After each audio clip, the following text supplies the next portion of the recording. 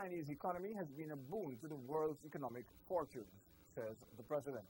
China's economic strength has stood in the international financial markets in good stead, President Ramatar said as he addressed dignitaries at the Chinese embassy recently.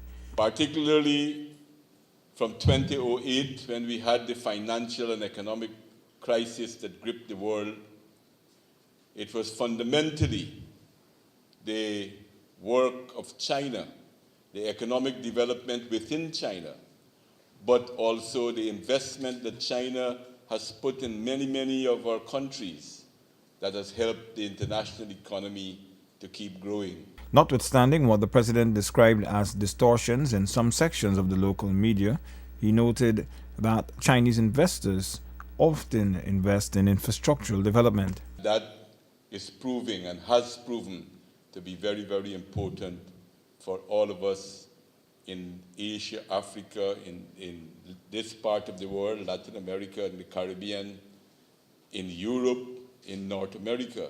Chinese investment has made an important contribution. China has been at the forefront of investing in key transformational projects such as the Chedi Jagan International Airport Expansion Project, the Marriott Hotel, the Amalia Falls Hydro Project, and several other initiatives. President Ramatar on June 16 said that the best homage that Chinese can pay to the 5MO martyrs is a recommitment to the fight to remove all the obstacles that are preventing the nation from moving to greater heights.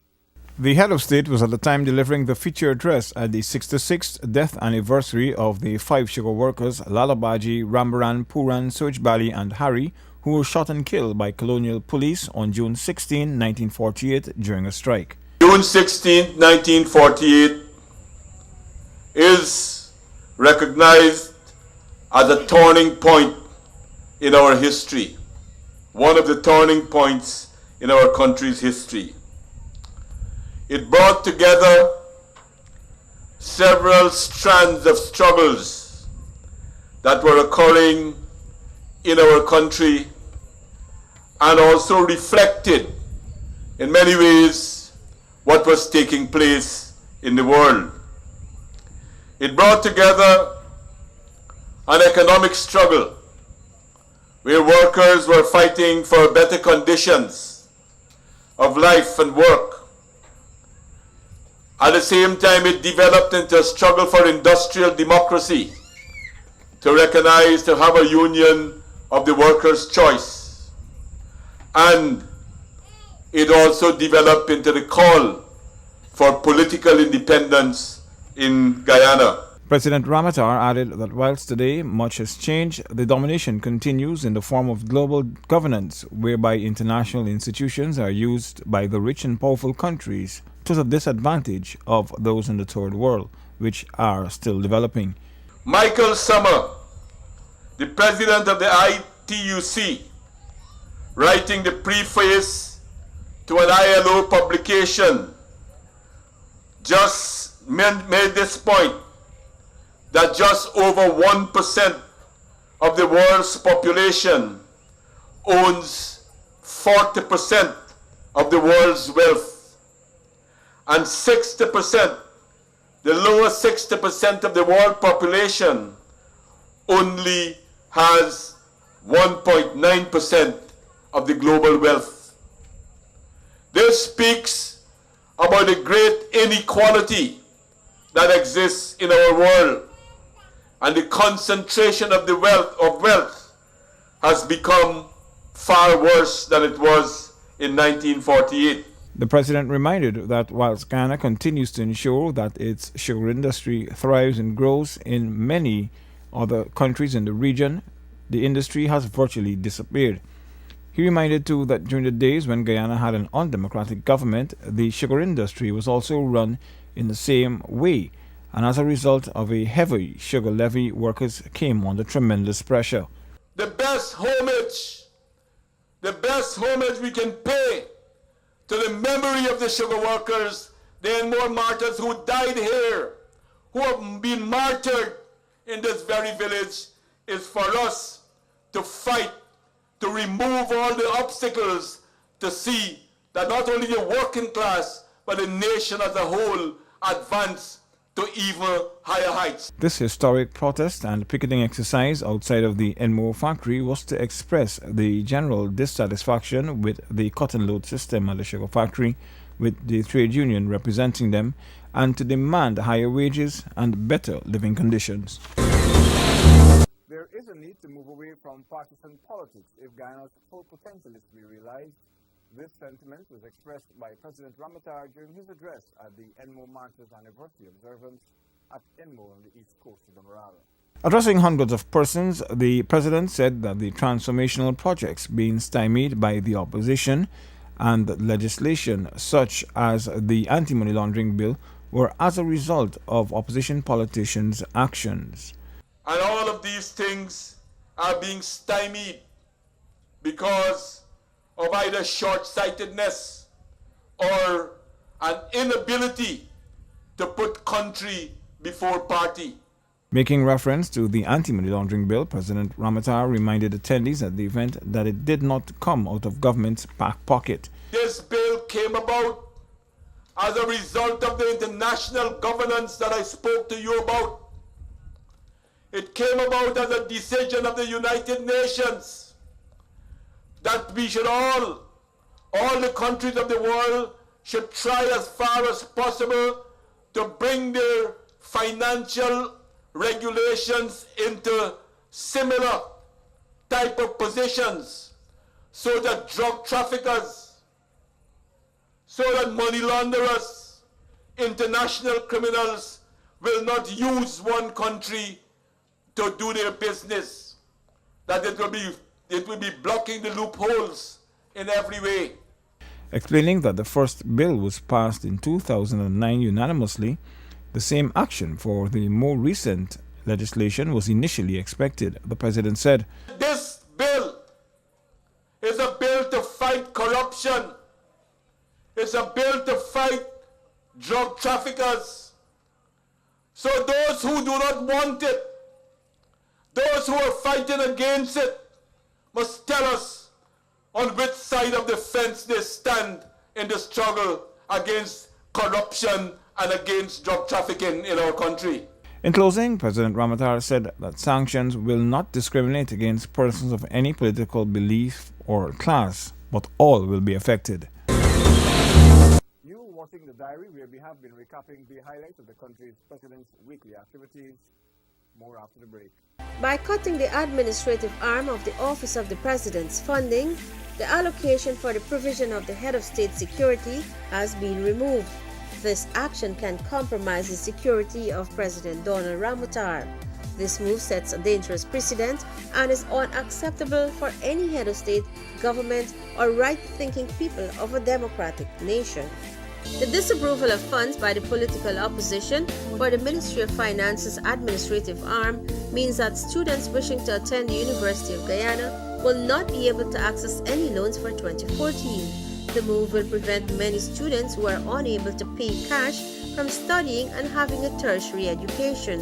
Most of these students are underprivileged and are unable to afford higher education to further their development and increase job opportunities. Government's efforts to continue the improvement of medical services have been negatively affected by the decision of the parliamentary opposition to cut funding for the specialty hospital and the medical sector. This move means that monies for the provision of medical gear for doctors and nurses, along with new equipment for hospitals and clinics such as those at Port Kaituma, Linden, Kokwani and Bartica, and new ambulances have not been approved. This move by the political opposition will adversely affect the provision and delivery of health care in communities across Guyana. The Government Information Agency GINA evolved from the Government Information Service and was formally launched in 2002.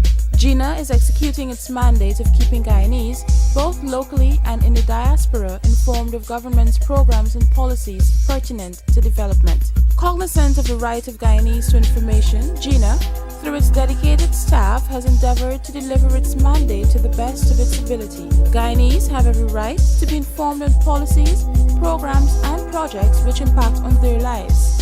The Government Information Service was in operation long before the PPPC administration took office and discharged the same mandate. GINA is a unit of the Office of the President, and its mandate is similar to other organizations around the world where governments have a fixed body to disseminate their information. GINA will endeavor to remain steadfast to its mandate and takes pride in continuing to serve the people of Guyana.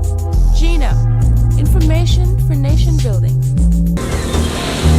As Copa Airlines prepares to formally begin its flights to and from Guyana, company officials paid a courtesy call on President Ramatar on June 17. The Copa team was accompanied by Public Works Minister Robeson Ben. We're going to open operations on July 11th, so we wanted to share with him how we're doing, how the flight is responding, how the market is responding. To share that we already have contracted 5 local people to run our business down here in Guyana. Also, we are doing some strategies to bring more business to Guyana in terms of the possibility for tourism. And also that we are working very closely with the travel agency in order to develop the market from Guyana to all of the destinations we fly into. The company's local operations have been going well thus far, according to Sales and Marketing Manager Nadine Odkirk. Working with our agents, our corporate clients, and the traders, we've been having meetings on a regular basis with them. They know that I'm part of Copa now, so every week we're in touch on phone, on emails, constantly in touch with them. So whatever comes up, any questions that they have, we're able to answer right away. The flights will link Guyana to Copa's hub of the Americas at the Tucumán International Airport in Panama, thus increasing travel options and improving connections throughout the airline's extensive route network. The Guyana route will begin operations with flights twice weekly on Tuesdays and Fridays to Panama City in Panama, and passengers will have the leisure of booking connecting flights to a number of other destinations such as Montreal, Canada, Fort Lauderdale, Florida, and New York. Newly appointed Indian High Commissioner Venkatachalam Malahingam on June 18th presented his letters of credence to President Donald Ramatar and called for more efforts to enhance cooperation in several areas.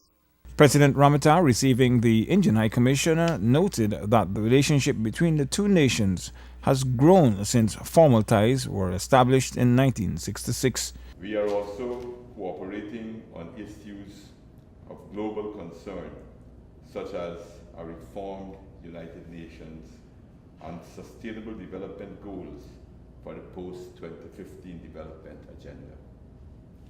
Guyana has benefited greatly and is still doing so from India's human resource development assistance offered through the Indian Technical and Economic Cooperation Program. We have also seen much cooperation in the agricultural sector.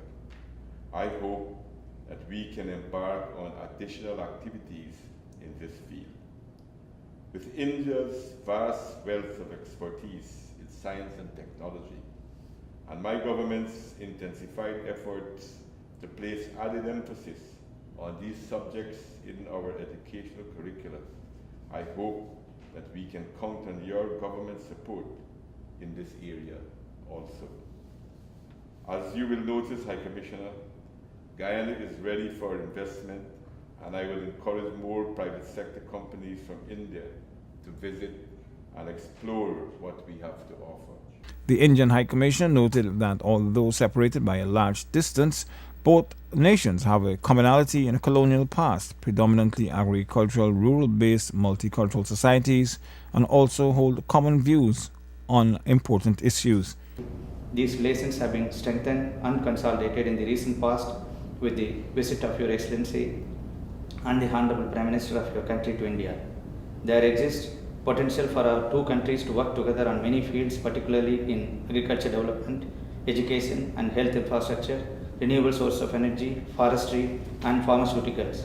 And at present, our relations in the above fields are suboptimal.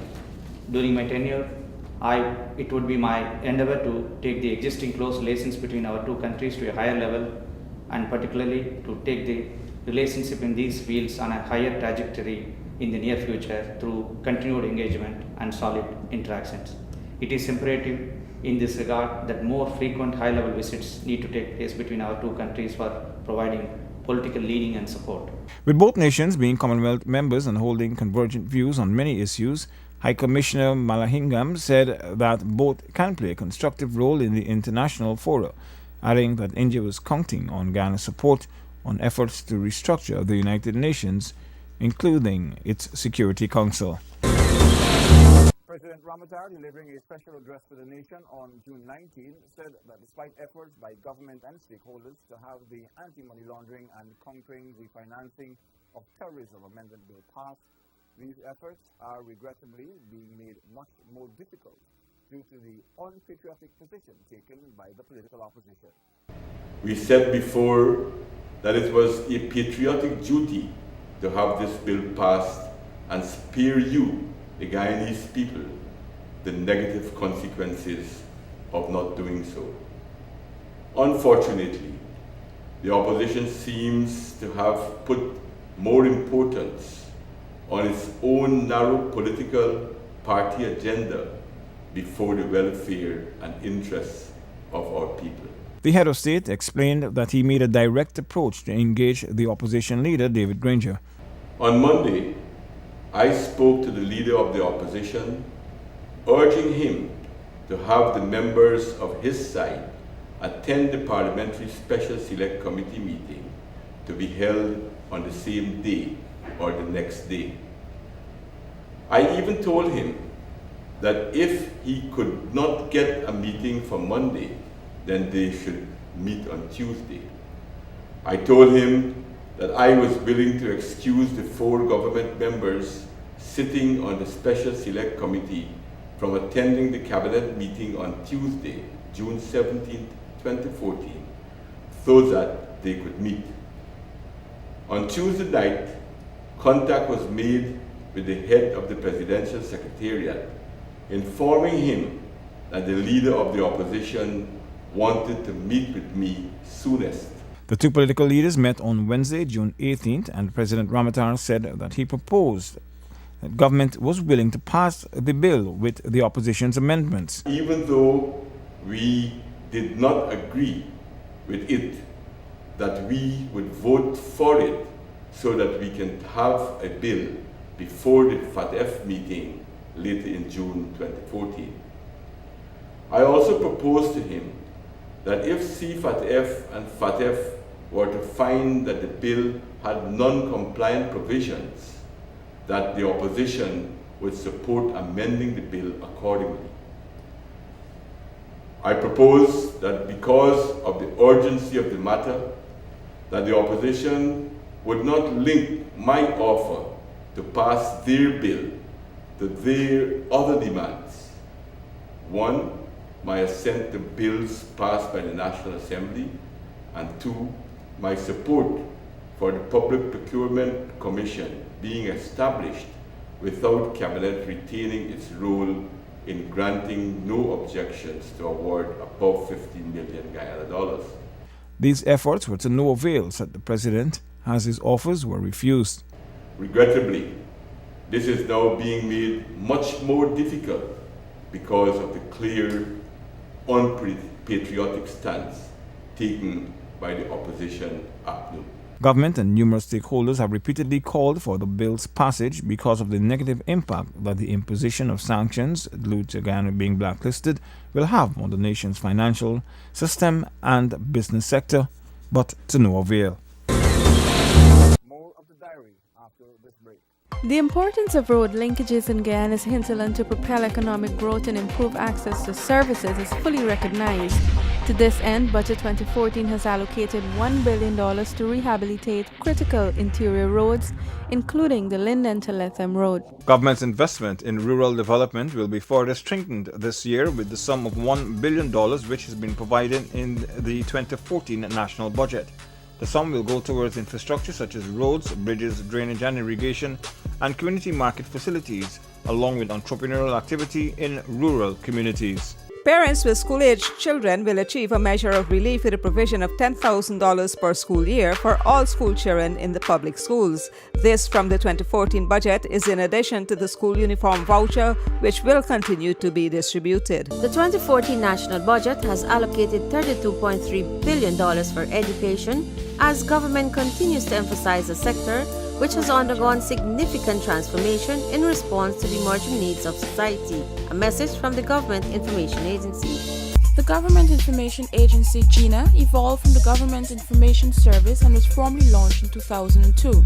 GINA is executing its mandate of keeping Guyanese, both locally and in the diaspora, informed of government's programs and policies pertinent to development. Cognizant of the right of Guyanese to information, GINA, through its dedicated staff, has endeavored to deliver its mandate to the best of its ability. Guyanese have every right to be informed on policies, programs, and projects which impact on their lives.